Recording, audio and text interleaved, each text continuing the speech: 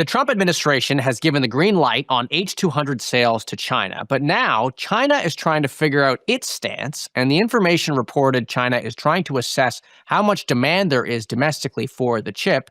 Joining me now to break it all down is Jing Yang, our Asia bureau chief. Jing, welcome back to the show. It's great to have you here. Always glad to be back, Akash. So tell us about these emergency meetings that have been happening in China.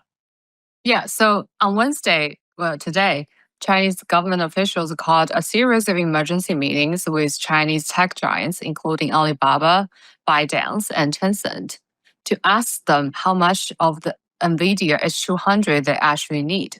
And the reason that they called these meetings is because that China, on one hand, wants to is keenly aware that China needs these powerful NVIDIA chips to develop the country's AI systems.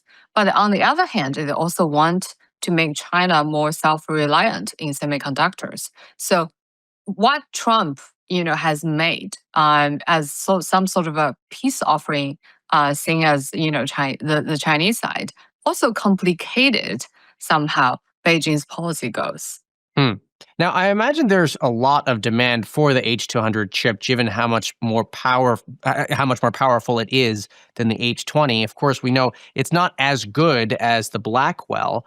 I wonder, though, what these meetings say about the direction in which the government is looking at AI. Is it different from the approach they took with the H20? It's yes and no. So basically, in today's meetings, that we learned that the Chinese officials told the tech companies that they want the companies to go back and look at, give them a very detailed assessment and justify their demand for the H200. Like, for example, you have to justify why you need this many of H200 that Chinese domestic chips just cannot replace. And then the companies were told that once the officials have compiled and then looked through all these responses from the companies, then they will make a decision. By the way, once the Chinese government makes the decision, it's not like going to tell the world about it. They're very likely going to use this so-called window guidance method, which is like a very common but very powerful method for Chinese regulators to privately tell companies their policy expectations instead of making it public.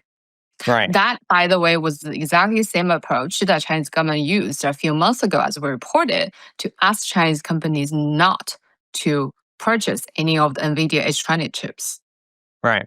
Well, I want to pivot to talking about DeepSeek. The information published a story about how the company is pushing ahead with its own model development. Tell us about that story.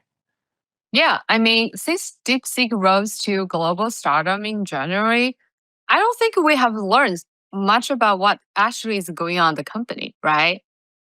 And that just, is such a mystery. And we spent all of this year trying to figure out what is the company's next big move.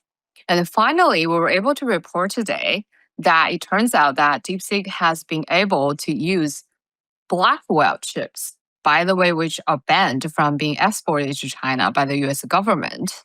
But somehow they got their hands on these chips from the smuggling channel.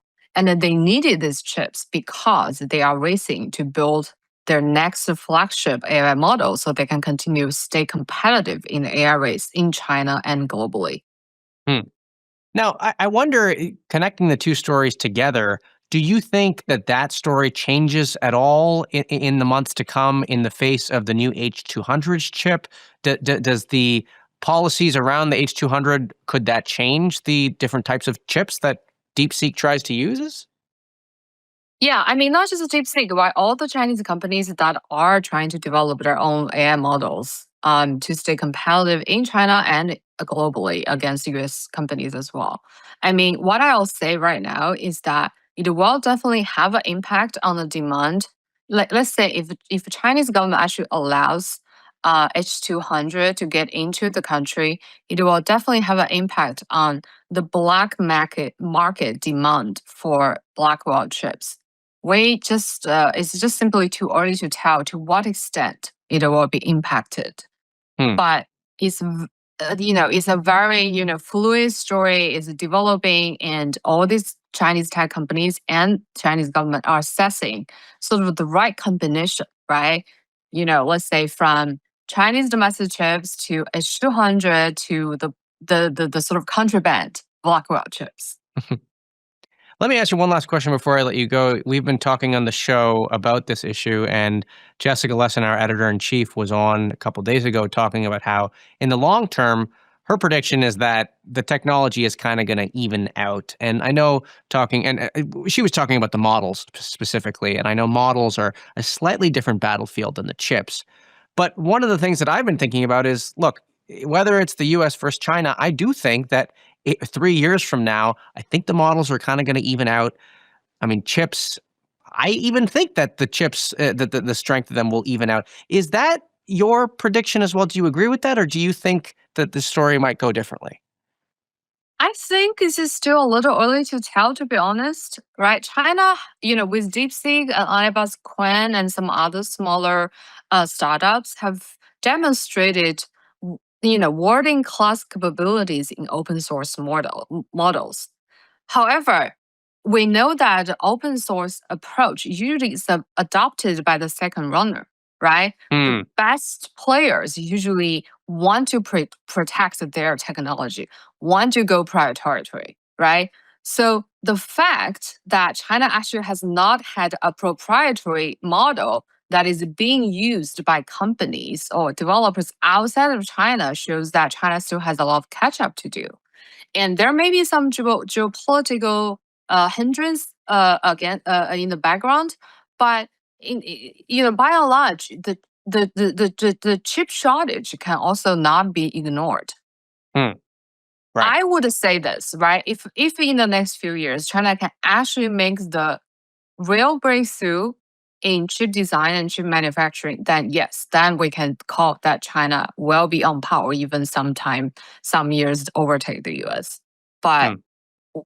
we just cannot discuss the AI race without looking at the chip element.